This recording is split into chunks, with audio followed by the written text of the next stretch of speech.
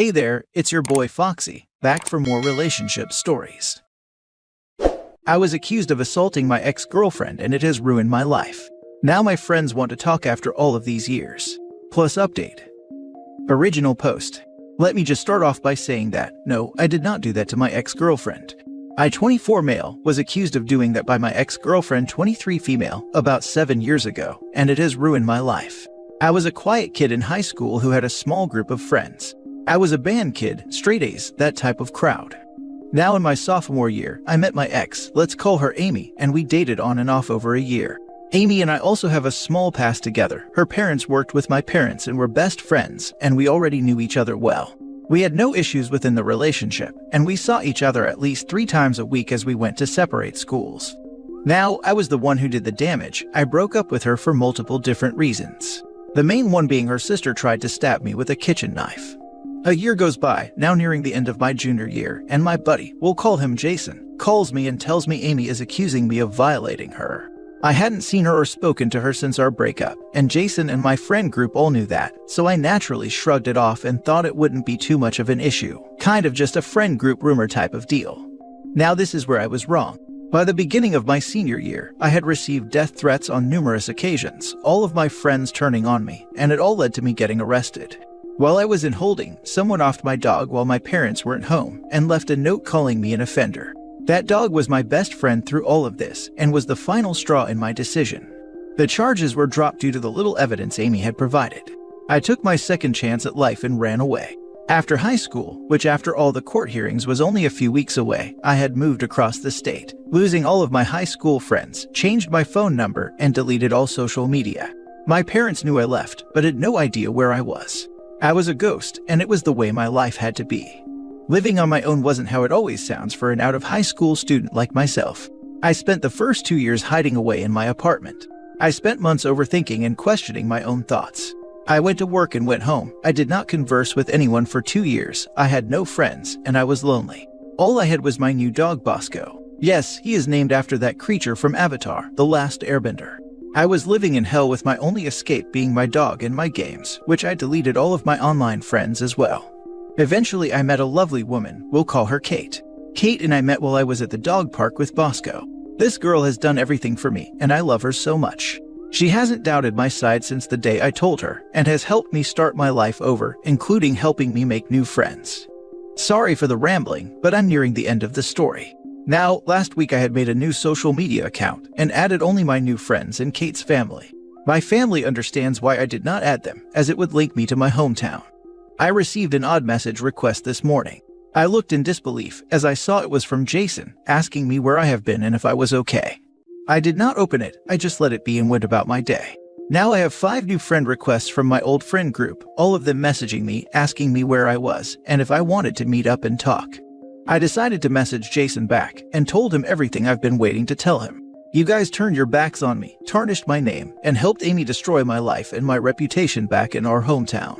Do you really expect me to reply back to you after that? I went on and explained what happened, including how someone unalived my dog. I've spent years in therapy, countless hours of trial and error to socialize again, and what felt like an eternity to trust anyone. I have new friends and an awesome girlfriend, all of which contributed to my success at restoring my humanity. I've been thinking about it all day today, and I still don't know if I should give my old friends another chance. Maybe they've grown up and regretted their decisions, or maybe they just expect me to forgive them. If anyone has any opinion on this, please comment. Sorry for the rambling, I just needed a safe place to be able to share my story and my recent events. Kate already does so much for me, and I don't want to text her while she's at work about this. Thank you for reading, and any comments that follow are much appreciated. Now for the top advice before reading the update. Good for you. Personally, I wouldn't give them the opportunity to absolve their own guilt. Let it eat at them. People who pull this crap and casually ask why you left don't sound like they have a guilty conscience. No, they didn't trust your side and someone off your dog. Even if you were an offender, why kill a dog? It's never an animal's fault, so that's way over the line. I go John Wick on their butts. Point is, it takes a messed up mindset to come out on top of a situation like this. Especially when you're young. I was 16 when my suffering happened. OP did the next best thing. Yeah, I wouldn't want to get them back in my life. OP has a new life, there's no real reason to get sucked back in by the old one.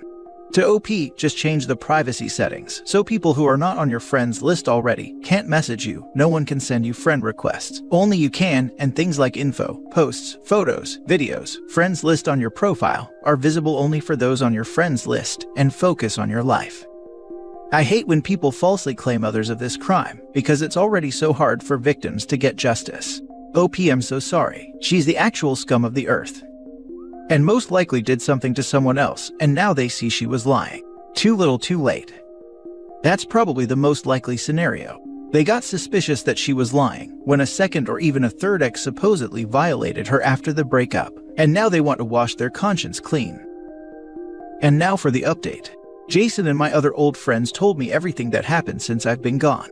To sum it all up, Amy is an addict and does not live in my hometown anymore. They all apologized to me, but I told them we could no longer be close. The drama and memories would all come back, and I've worked too hard to get where I am in life to let some dumb old friends ruin that. After they apologized, they all took turns admitting they regret taking Amy's side. They told me they have no idea who offed my dog. Also to mention, my dog was done in with rat poison if some of you were wondering. However, none of them understood the fact that I cannot be close with them anymore, and I blocked them all. It feels really nice to have closure and not have the consequences of being close with them. Kate really helped me through this, and I've read a lot of your comments and I respect everyone's opinion. Also, to touch up on some questions everyone had. Amy's sister did not like me at all. She also had serious mental health issues that ended up landing her in mental health facilities on multiple occasions. I have no idea where she is now, and I honestly could care less. She is a horrible human being and deserves nothing. Amy admitted to the false claim sometime after I moved across the state. Jason and the others told me they were all at a college party where Amy was very drunk and decided it was a good idea to get frisky with another old friend of mine. His name is irrelevant. She told him she came up with the accusation months after I broke up with her because I was her first love and I deserved it. I guess the crazy runs in the family. The lesson to take away from this is don't give anyone a second chance. They broke your trust the first time and should not be given another chance. Know your self-worth. Thank you everyone who commented and gave me some self-esteem. Your opinions are greatly appreciated more than you know. Now for the last story. Update.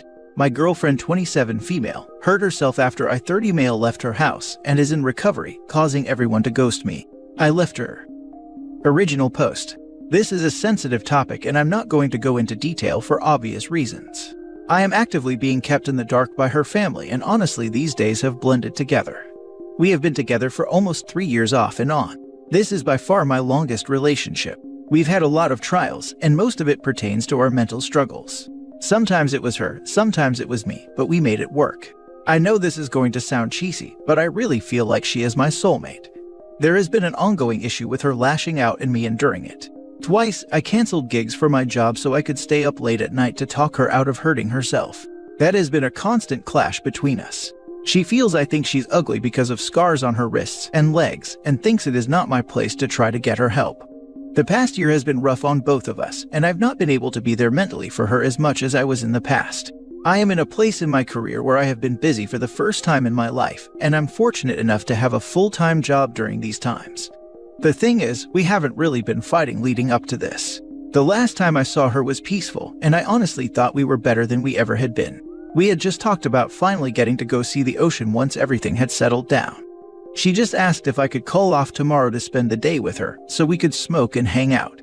I just said I was busy, and she took it okay, or so I thought. Nothing changed, and I left after an hour or so because I really needed to get some sleep. Then I got a call at about 6 the next morning that she'd hurt herself with her friend's gun. Her mom told me she would rather not see me there. I didn't go to work, so I just sat at my home in shock. Nobody would tell me anything. It's really broken a lot of trust with a lot of people that I would call lifelong friends. I don't want to know every detail, I just wanted to make sure she was okay. A few days later, her dad called and said I could go visit her. He didn't say much, just that something else had happened too. She's had other medical problems. She was asleep when I saw her. They think she's going to recover pretty confidently. I was there 10 minutes before her dad ushered me out. I tried to talk to a doctor, but he kept nudging me to leave. About 3 more days later, her sister called me and said that she may be coming home soon. And that's when she told me I would have a chance to make things right. I asked what she meant, and apparently my girlfriend blamed me for everything. She sent a text accusing me of abandoning her and saying things I never would dream of saying. She also states that I had borrowed the weapon from my friend and gave it to her, which doesn't make sense. She ended the call with, "Once she comes home, you can focus on helping her and saving your relationship." That was a week ago, and I haven't heard anything since. Social media has been quiet, no calls or texts. The only people I've been around is when I'm at the bar, and people are just as surprised as I am to learn that I don't know nothing. It just doesn't add up to me. If they think I did these awful things, why would anyone want me back with her? Is she awake right now? I've searched a bit, but I can't really find anything out. I have called my friend who owns the firearm multiple times, and I am pretty close to just driving up to his house to figure out what is going on, or at least get him to tell her family the truth. I sent her sister a text telling her the truth in every detail about what happened when I was there. I even sent her screenshots of us wishing each other a good night, and talking about how we could hang out that weekend when I'm off work. Anyhow, the main thing of this post is I need advice, because I'm planning on breaking up with her at the moment. This was just too far for me, and I can't handle it. I feel awful just typing this. I am bawling my eyes out right now, but I can't help someone who doesn't want help and would say those things about me. I am being treated so horribly for something I didn't do, and I need peace. I really love her, and I would honestly be in that hospital bed instead of her if I could. But this has crossed a line. Normally we would fight and one of us would cave. I would be mad, and within a day be wanting to talk to her again. I don't think I could ever look someone in the eyes after they've done something like that to me. I feel like trash. Have even deleted every picture of us off my phone, and if it wouldn't stir anything up, I would remove everything related to her from social media. I know this is out of everyone's pay grade.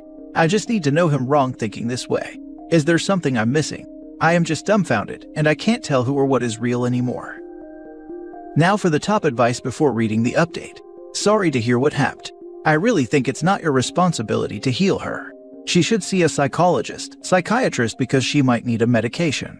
Hurting oneself to control others is a kind of psychological or emotional abuse. Just know that if not treated early, this behavior might happen again and may get worse. I'm so sorry you had to go through this. As the other comment said, it is not on you to fix her. It sounds like you have only gone above and beyond, and even so, she betrayed you with the lies. I know you're in a lot of pain right now, but your feelings are justified. Someday this will just be a memory. I can only hope so. And now for the update. A couple days after the post, I met with the mother in person. I asked her to meet with me through text. She has always loved me since I started dating her daughter years ago. I can confidently say that they are not going to come after me legally, or there is any malicious intent. Unfortunately, the person I loved did indeed say awful things about me and lie, and she will recover from the self-harm. I showed her the messages. I showed her a text where my girlfriend was joking about wanting to keep the pistol grips, clarifying it was my friend's gun.